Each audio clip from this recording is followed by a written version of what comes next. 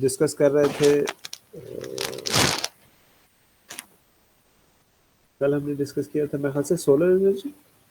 क्या डिस्कस किया था कल? नहीं, बायोमास डिस्कस किया था। तो आज हम लोग करेंगे जियोथर्मल, और एक टाइडल रह गया है, वो भी एक दो दिन में कर लेंगे उसे भी। तो जियोथर्मल जैसा कि नाम से ही समझ में आता है that it is about geo meaning, geo means actually the earth, and thermal means uh, heat or hotness. So what we understood by this term is it is the hotness of the earth or the warmth of the earth. So what happens is, if we see the structure of the earth, we will understand. Let me go to the website, which is facts about earth. So that we have to see.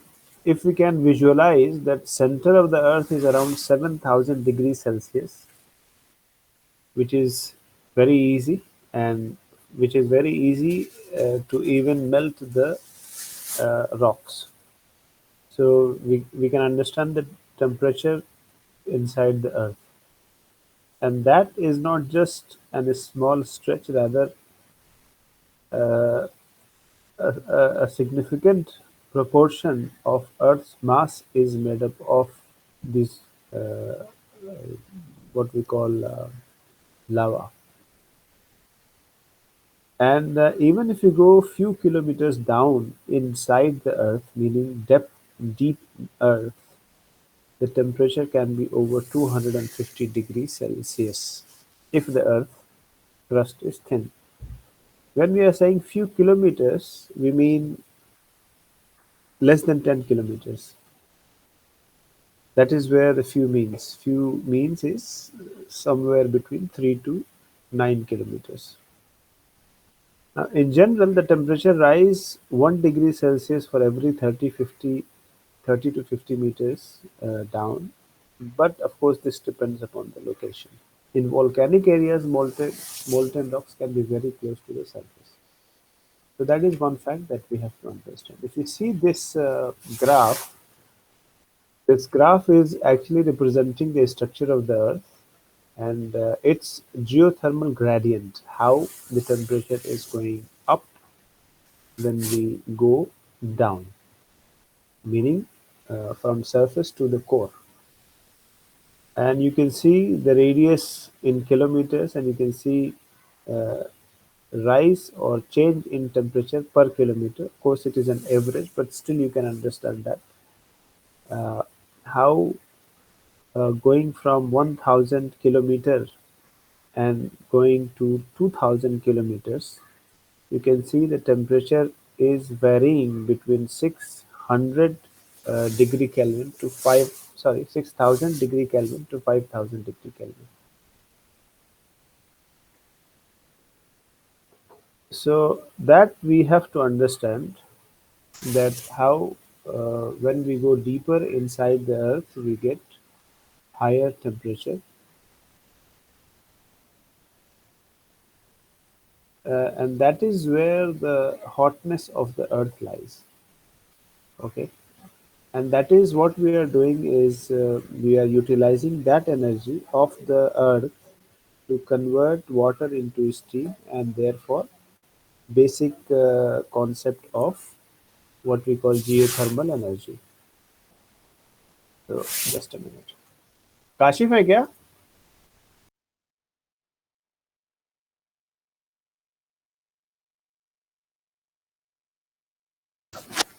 उधर से देखो, उस side से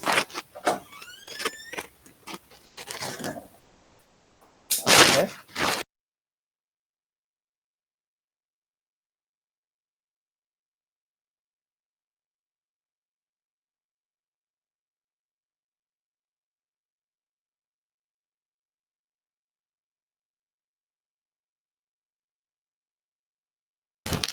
Okay, so geothermal energy has been used for thousands of years in some countries for cooking and heating.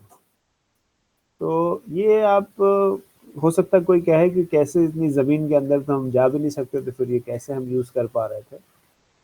तो जब हम अर्थ की landscaping देखते हैं तो कई जगह ऐसे वीक पॉइंट्स होते हैं, या इसको ज्योग्राफी की लैंग्वेज में फॉल्ट लाइंस कहे जाते हैं, या फिर जहाँ पे टेक्टोनिक्स प्लेट्स मिलते हैं, वहाँ पे देखा जाता है कि कई जगह ऐसी भी हैं जहाँ पे बिल्कुल अर्थ के सरफेस के बस थोड़ा सा ही नीचे जो जियोथर्मल एनर्जी है वो है, मीनिंग उसका प्रेजेंस है, जिसकी वजह से कई जगह हॉट स्ट्रीम पाए जाते हैं, यानी उसमें से नदियाँ चलती हैं, नदियाँ या यूँ समझिए कि जो स्ट्रीम्स होती हैं, वाटर स्ट्रीम्स, और वो गर्म होती हैं। इतनी कई कई तो इतनी गर्म होती हैं कि आप उसमें हाथ नहीं डाल सकते। उबलती हुई नदियाँ भी हैं। उबलती हुई नदियाँ कहना थोड़ा ज़्यादा हो जाएगा, but we can say streams.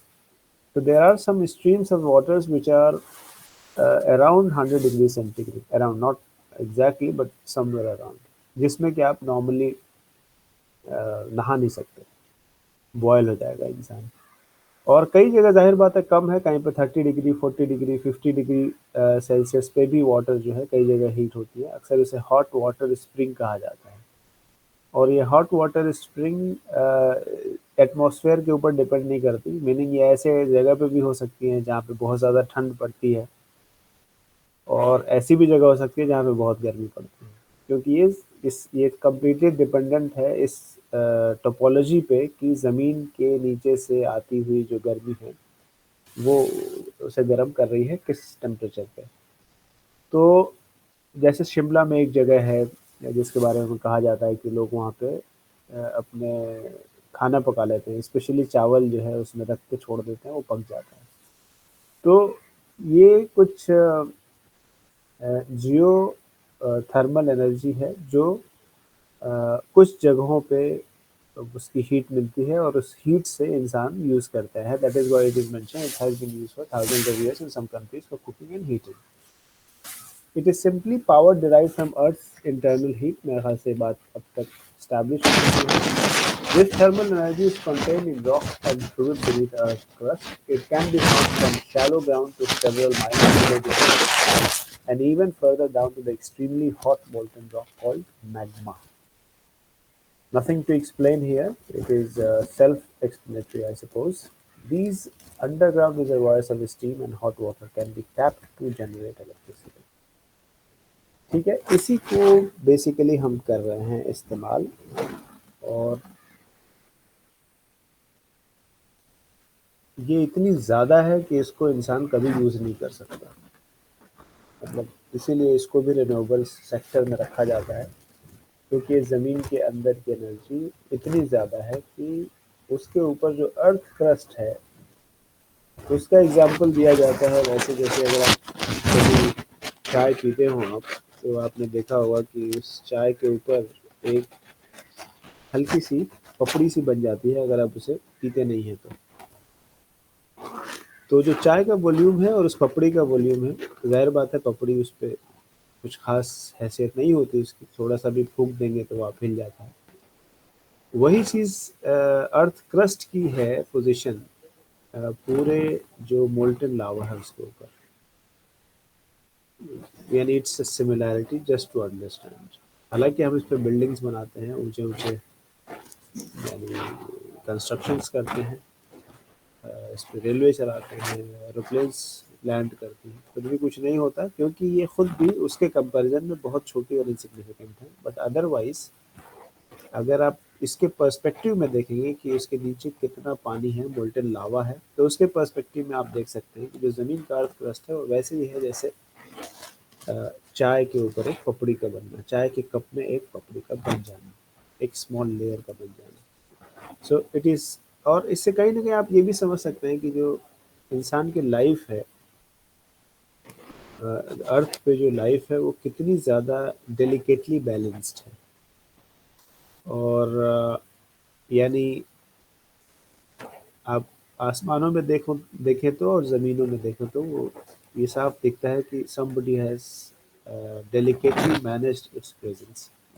और ये बहुत ही यानी हाईएस्ट लेवल ऑफ इंटेलिजेंस है इसमें कि किस तरह से आग ऊपर भी है। आप देखें सोलर सिस्टम को, अगर आप देखें तो सोलर सिस्टम में, पूरे सोलर सिस्टम में जो सन का मास है वो 99.99% है, और 0.01 या उससे भी कम परसेंटेज में पूरी के पूरे प्लैनेट्स हैं, जिसमें अर्थ है, बाकी जितने गैसेस आप समझ सकते हैं, जितने प्लैनेट्स और जितने भी बॉडीज़ हैं वो सब 0.01% से कम में है। और फिर जो ज़मीन है उसमें भी हम देख रहे हैं कि उसके अंदर भी एक सिग्निफिकेंट, मुझे इस वक्त परसेंटेज तो नहीं मालूम है, बट 90% से ज़्यादा ऐसा लग रहा है कि अंदर आग है। तो ऊपर भी आग है, जिससे हम बने हैं वो भी आग है, जिस पे हम ज़मीन पे सांस ले रहे हैं उसके अंदर भी आग ही आग भरा पड़ा है। And still we are safe from all these fires, rather we are in a position to really utilize those fire। आप देखेंगे सूरज की जो एक पूजा जो होती है वो इस वजह से कि पूरी तरह से जितने लाइफ हैं, कुछ ट्रेडिशंस हैं जो पूजा होती है, तो आप देखें पूरी की पूरी इंसान की लाइफ जो है वो सन पर डिपेंडेंट है। So we, for one who actually thinks, can really understand the delicate design of what we call sustenance for life। इसी एनर्जी को हम यूज़ करते हैं, और हम इस एनर्जी को ऐसा, जैसे मैं कहा कि ऐसा नहीं है कि हम इसे यूज़ करेंगे तो डिप्लीट हो जाएगा, प्रोवाइडेड दैट जो इंसान की ज़रूरतें हैं उसके कंपैरिजन में जो आग है ज़मीन की, that is too much. Plus it is not something which we can actually उसको खींच के ज़मीन पे लेके आए।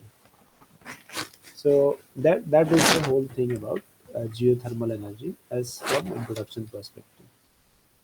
Now, when we talk about electricity, what we are actually doing is we are just converting the energy from the Earth's magma or lava, and we are using that to burn the, rather warm the water to convert the steam, and then that same steam principle जो कि हमने biomass में पढ़ा, हमने coal fired power plant में पढ़ा, nuclear power plant में पढ़ा, उन सबको जो जिसमें पानी को यूज़ करके हम स्टीम बनाते हैं और स्टीम को टरबाइन के ऊपर दे मारते हैं। So the same thing is there। We are still, it is again a thermal power plant in fact। Basically it's a thermal power plant, steam thermal power plant, but the energy required to convert that water into steam is the the energy from the earth। That is why it is geothermal electricity। Not much in the history, यानी पहले भी use होता आया है, ठीक है। So what are the different resources? Now, electricity generation requires high temperature resources that can only come from the deep underground. So the heat must be carried to the surface by fluid circulation। ठीक है, नीचे से अगर आप आग लेंगे तो उसकी जगह कुछ आपको देना पड़ेगा। You got to put some water at that place। So either through magma conduit, यानी ऐसे स्टील के पाइप होंगे जो मैग्मा जिसके ज़रिए आ सके और वो स्टील पाइप भी बचा रहे। हॉट स्प्रिंग्स, पहले से ही गर्म पानी आ रहा है उसको आप और गर्म कर लें। हाइड्रोथर्मल सर्कुलेशन, पानी डालें और उसमें से गैस निकालें, सॉरी वो आग निकालें। ऑयल वेल्स, यानी पहले से ही कुएं के तेल हैं, तेल के कुएं हैं सॉरी, और वहाँ से क्योंकि वो पहले से गहरा हो चुका है तो वहाँ से और जो हीट आ रही है ज़मीन से उसको यूज़ कर सकते हैं। ड्रिल्ड वाटर वेल्स, पानी के कुएं जो बनाए जाते हैं, यानी सिंपली समझ लीजिए कि ज़मीन खोद के जो आग निकाला जाए। जाहिर बात है पहले पानी निकलता है, लेकिन और आप उसको नीचे लेके जाएंगे तो फिर पानी के बाद आग ही निकलने लगता है। And that is geothermal। Of course, that is a matter of few kilometers, and that is why a few kilometers inside the earth means it's not easy task। कुछ मीटर जाने में हालत ख़राब हो जाती है, तो आपको अगर बोरिंग ही करनी हो, मान लीजिए 5-6 किलोमीटर अंदर, तो it's not a easy task. Okay, so this how it works। hot water is coming from deep underground sea, When the water reaches the surface, the pressure is dropped, which causes the water to turn into steam. The steam spins a turbine, which is connected to a generator that produces electricity. The steam cools off in a cooling tower and condenses back to water. The cooling water is pumped back into earth to begin the process cycle. So this is the full circle of the process. इसको आप यहाँ से देख सकते हैं, एक image बना हुआ है।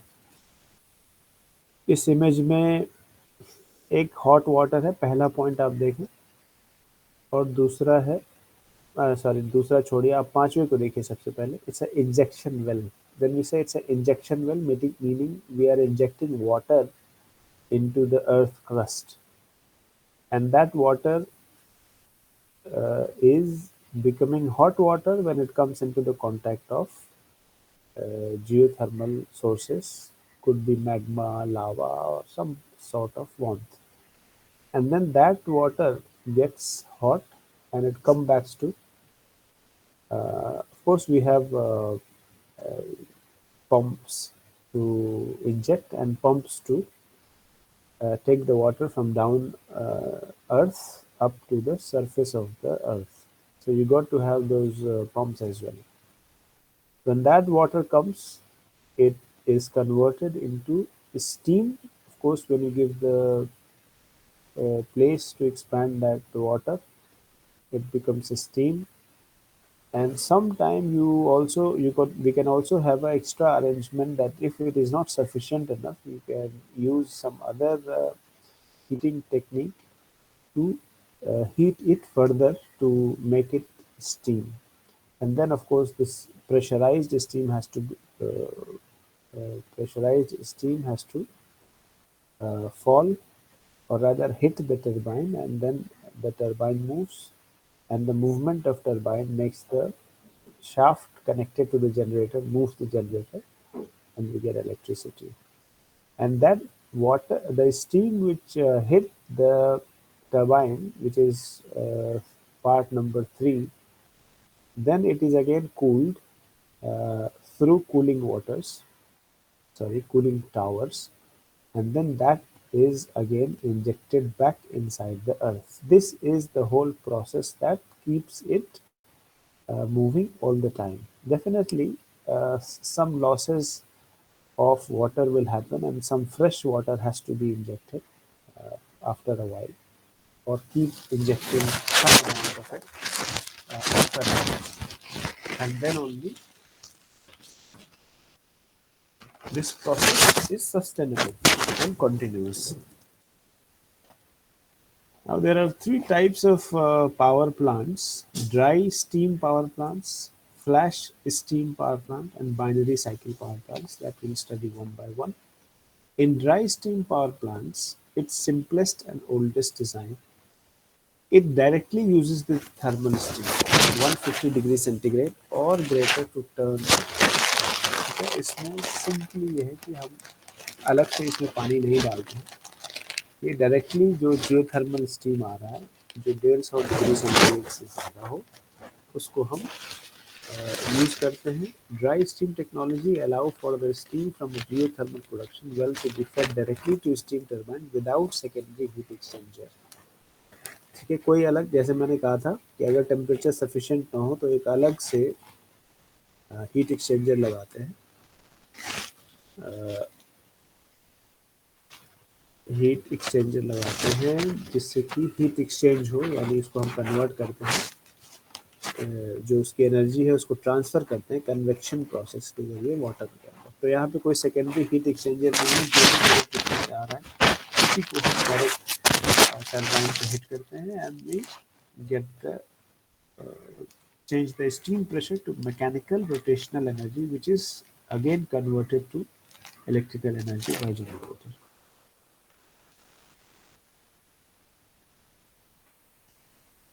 अच्छा, इसमें भी इंजेक्शन है वाटर का, सिर्फ इसमें यह है कि इसमें हीट एक्सचेंजर नहीं है। तो आई स्टैंड करेक्टेड, जो मैं कह रहा था पानी नहीं जाएगा, सो पानी इसमें भी जाएगा, बट इसमें हीट एक्सचेंजर नहीं होगा। जिसका मतलब ये हुआ कि जो भी स्टीम आ रहा है उसको डायरेक्टली टरबाइन पे हम सीधे मार देते हैं। और इसमें ज़ाहिर बात है प्रॉब्लम ये होगी कि जो ज़मीन से आ रही है स्टीम, तो वो उसके अंदर बहुत से पार्टिकुलेट मैटर्स होंगे और वो टरबाइन को डिस्ट्रॉय कर सकते हैं जल्दी। क्योंकि जब हीट एक्सचेंजर हम यूज़ करते हैं तो उसमें क्या होता है कि हम जो हीट है उससे एक प्योर वाटर को गर्म कर लेते हैं। तो और उस प्योर वाटर से प्योर स्टीम बनता है, उस प्योर स्टीम को मारते हैं टरबाइन पे, जिससे कि टरबाइन की वियर एंड टेयर उतनी जल्दी नहीं होती। लेकिन अगर हम डायरेक्ट ले रहे हैं तो वो प्योर वाटर नहीं होगा। तो चूँकि ज़मीन के अंदर से आ रहा है उसमें पार्टिकल्स और कुछ मिनरल्स सोल्यूबल ज़रूर होंगे, और जब हम टरबाइन पे मारेंगे तो टरबाइन के साथ स्टीम के साथ वो भी उसके साथ चिपकेगा और उसको रस्ट करेगा या किसी न किसी तरह से उसको डिस्टर्ब करेगा। तो definitely this will require more maintenance as compared to heat exchanger. And so by virtue of this, it is called dry steam. Then we have flash steam power plants. The boiling point of fluid increases as its pressure is increased. Okay. Superheated water is liquid water under pressure at a temperature higher than the normal boiling point. When pressure is reduced, the water flashes to steam. Superheated water pump from ground at temperature 175 degrees centigrade. How it looks, देख लीजिए आप इसको। तो इसमें simply क्या हुआ, process almost same है accept that कि इसमें एक फ्लैश टैंक है। ठीक है, flash steam power plant. Now what this flash tank is doing is that superheated water is liquid water under pressure at a temperature higher than normal boiling point. So sources ज़्यादा। When the pressure is reduced, the water flashes to steam. Pressure को change करके इसे हम steam में change कर रहे हैं। Superheated water pumped from the ground at temperature 175 degree or more. It can be flashed to steam in a separator or flash tank to drive a turbine directly. Surplus water from the flash plant is re-injected into the ground. This is most commonly type of flooding operation. ठीक है, ये flash tank ऐसा दिख रहा है कि अ, इसमें जब हॉट वाटर आता है तो फिर उसमें स्टीम बनता है और वो स्टीम जो है इसका जो कूल वाटर है वो तो ज़मीन में वापस डाल दिया जाता है और सिर्फ जो स्टीम होता है उसको यूज़ कर लिया जाता है। पहले और इसमें फ़र्क जो आप समझें वो ये है कि फर्स्ट इमेज में डायरेक्ट डायरेक्ट स्टीम आ रहा था और इसमें डायरेक्ट स्टीम ना आके इसमें वाटर आ रहा है which is converted by virtue of the pressure. ठीक है, यानी जब आप जगह देंगे उसको जगह यानी जगह का मतलब when you give space then it converts into steam and then that steam is given to a turbine. If it is in pipe it is water, when it comes into the flash tank it becomes steam. That steam is hit to the turbine. तो that is the difference between these two. एक अलग से एक flash tank है जिसमें steam का production हो रहा है और ज़मीन से जो आ रहा है वो वाटर आ रहा है, और पहले वाले केस में जो ज़मीन से आ रहा था वो स्टीम आ रहा था। दोनों में फ़र्क ये है। Rest is same. Once it hits the turbine it moves and it let generator as well to move and then we get electricity. Third type is binary cycle power plants. Binary cycle power plants are most recent developments and can accept fluid temperature as low as 57 degree centigrade. इसकी खास बात यह है कि ये कम temperature पे भी काम कर सकता है। The moderately hot geothermal is passed by secondary fluid with a much lower boiling point than water. This causes the secondary fluid to flash vaporize, which then drives the turbine. This is the most common type of geothermal electricity plant. Both organic Rankine and Carina cycles are used. The thermal efficiency of this type plant is typically about 10 to 13%. Heat exchangers. with proper working fluid। तो बस ये समझ लीजिए कि इसमें heat exchanger एक extra है। पहले वाले केस में सिर्फ फ्लैश टैंक हीट एक्सचेंजर है। इनफैक्ट फ्लैश टैंक के अलावा इसमें हीट एक्सचेंजर है, and that heat exchanger is used to warm it, make it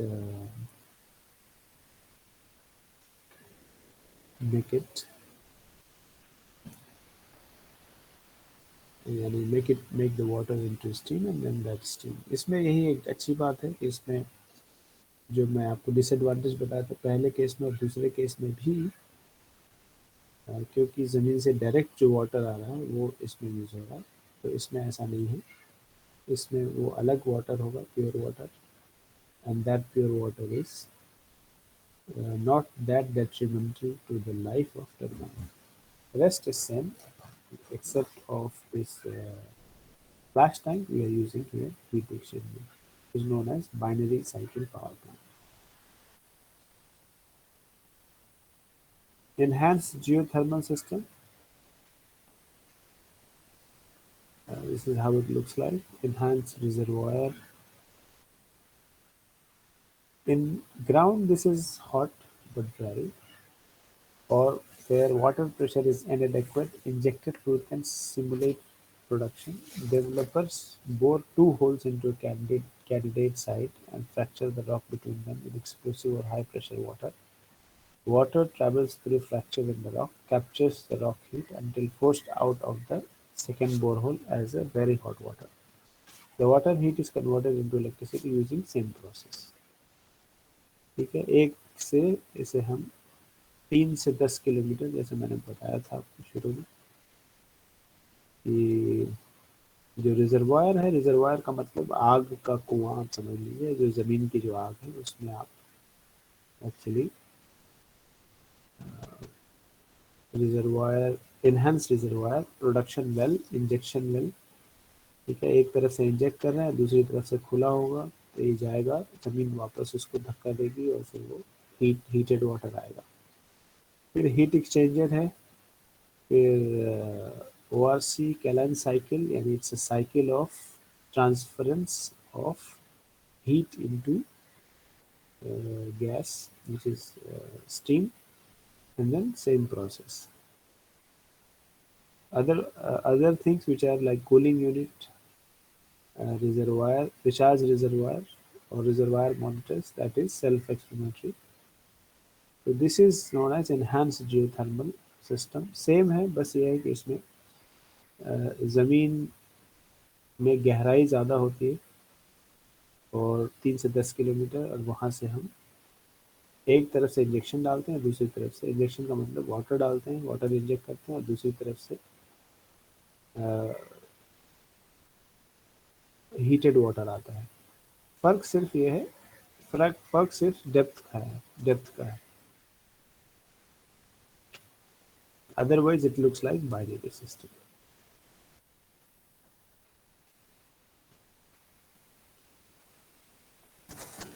Okay, so the advantages and disadvantages।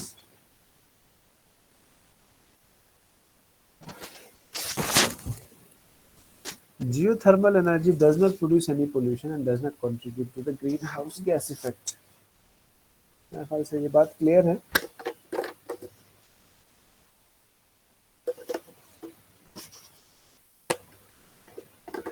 Geothermal energy does not produce any pollution and does not contribute to the greenhouse effect।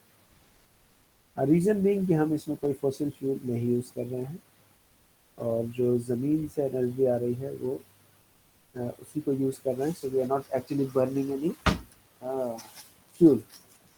और जो ज़मीन से energy आ रही है वो भी ऐसा नहीं कि उसमें धुआं है या उसमें कुछ कार्बन डाइऑक्साइड निकल रहा है। It's a pure magma, it's pure heat. So we just use it, and we don't get products like carbon dioxide and things like this, because there is no burning of anything। The power station do not take up much room, so there is not much impact on the environment। यानी अगर power station के बनाने से भी कोई खास impact नहीं हो रहा है। Once you have built a geothermal power station the energy is almost free.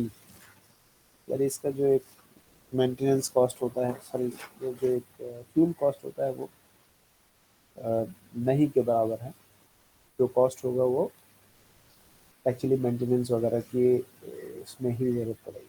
It may need a little energy to run a pump, but this can be taken from the energy being generated.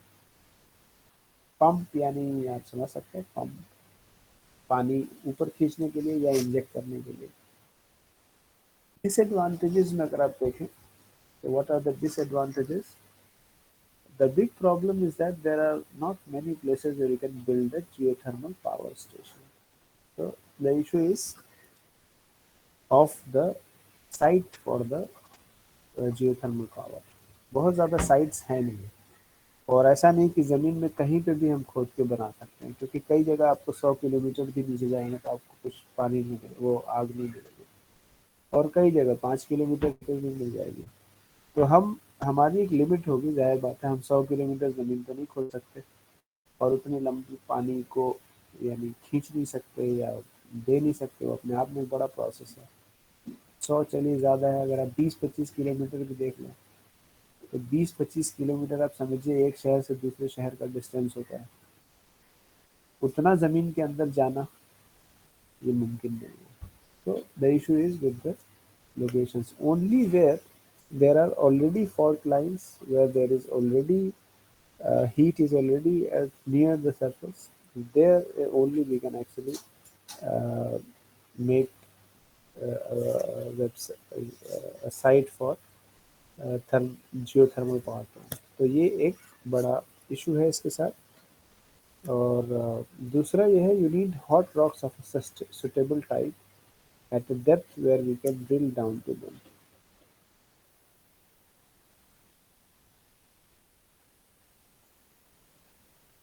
ठीक है, मतलब ऊपर की ही बात है कि हम यानी हम बहुत ज़्यादा नीचे तक नहीं जा सकते, so we got to have a suitable type of heat, और उतना ही डेप्थ है जितना कि हम ड्रिल कर सकते हैं। The type of rock above is also important. It must be of a type that can be easily drilled through. ठीक है, ऐसे भी रॉक्स हों ज़मीन पे जो जिसे इजीली ड्रिल किया जाए। बहुत से रॉक्स ऐसे होते हैं जिसे जो बहुत हार्डन होते हैं और उसको ड्रिल करना मुश्किल होता है, तो वो एक चैलेंज है। Sometime a geothermal site may run out of steam, perhaps after a decade, perhaps for decades, क्योंकि ये एक मूवमेंट है और ज़मीन के अंदर जो आग का मूवमेंट है वो चेंज होता रहता है। तो हो सकता है कि आज वहाँ पे आग है और कुछ दिनों बाद वहाँ पे आग ना हो, क्योंकि वो भी अंदर मूवमेंट होता है उसका। तो इस वजह से ये एक चैलेंज हो सकता है कि पता चला कि हम कहीं पे जियोथर्मल वेबसाइट बनाएं और पता चले कि कुछ दिन बाद वहाँ पे अब आग ही नहीं है। Hazardous gases and minerals may come up from underground and can be difficult to safely dispose of. तो ये भी एक पॉसिबिलिटी है, hazardous gas, carbon monoxide, ozone gas, या इस तरह की चीज़ें ज़मीन से निकल सकती हैं, या कुछ ऐसे मिनरल्स निकल सकते हैं जो जिसको डिस्पोज करना मुश्किल है। So these are some advantages and disadvantages of this topic. If you have any question, you can ask.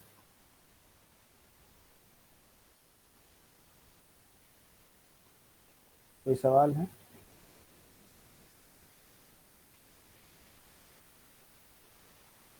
Any question?